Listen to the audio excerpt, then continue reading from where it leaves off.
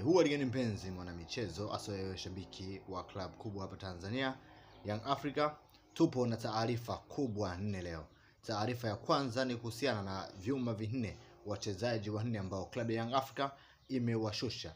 Taarifa nyingine ni kuhusiana na dabi ya Kariakoo, lakini na taarifa ya mjumbe wa bodi kujiuzulu ili kuweza kuwashawishi club ya Young Africa kucheza dabi ya Kariakoo.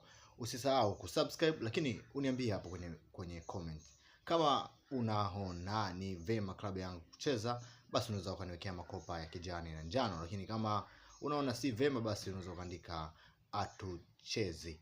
Hilo ndo tutakalo lizungumza kwa siku ya leo. Pasipo kupoteza muda, tunaenda kuzungumzia wachezaji wanne ambao wamejiunga na klabu ya Young Africa, lakini pia tutapanga kikosi kulingana na maingizo mapya.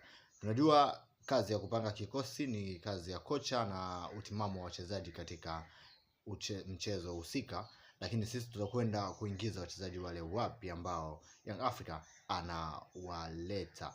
Sasa tutaanza na eneo la beki.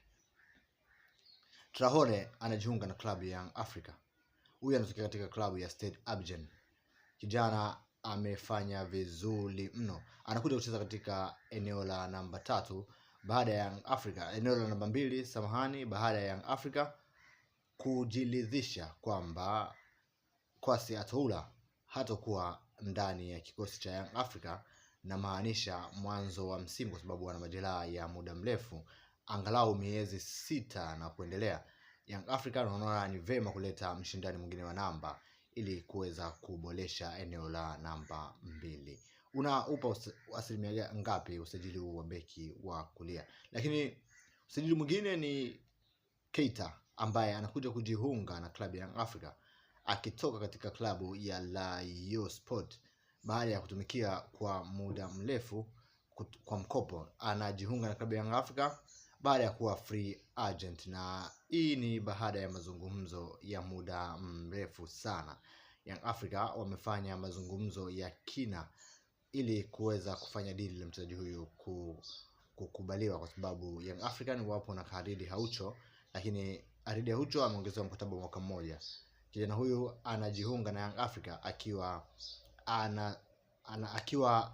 amesaini kandarasi ya miaka 4, na kubwa kwenye usajili wake ni kwamba ataruhusiwa kuondoka katika klabu ya Young Africa kama kuna klabu itafikia kile kiwango ambacho wanakihitaji baada ya kutumikia misimu miwili. Na hii ilikuwa ni hombi la mchezaji mwenyewe ambaye anawindwa pia na vilabu vikubwa ndani ya nchi, lakini pia na ndani ya Afrika, lakini na nje ya Afrika, ambavyo vilimhitaji atafuti timu ambayo inacheza Champions League ili waweze kumuona pia katika michuano mikubwa ya kimataifa. Mchezaji mwingine ni Ofem Chikola.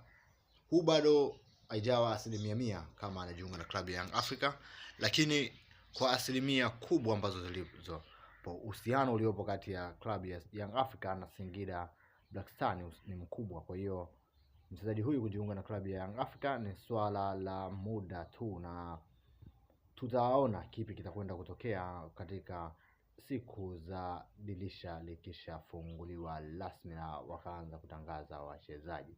Lakini mchezaji mwingine ni Ben Koyate, anacheza katika nafasi ya namba 10, nafasi ambayo alikuwa anacheza Stefan Aziz Ki.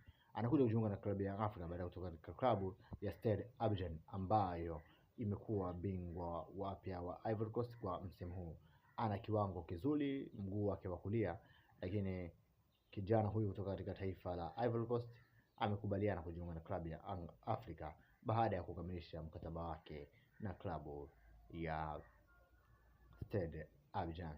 Lakini swala la dabi kwa sasa Young Africa kucheza ni zaidi ya 80% baada ya mazungumzo ya kina, na yale ambayo yanaendelea katika mitandao ya kijamii hayana nguvu sana zaidi ya yale ambayo Young Africa wameyapanga. Niambie hapo kwenye comment wewe ni shabiki wa Yanga kutokea maeneo gani, na kama unawasupport klabu ya Africa unaweza kutuambia msimamo wako ni upi.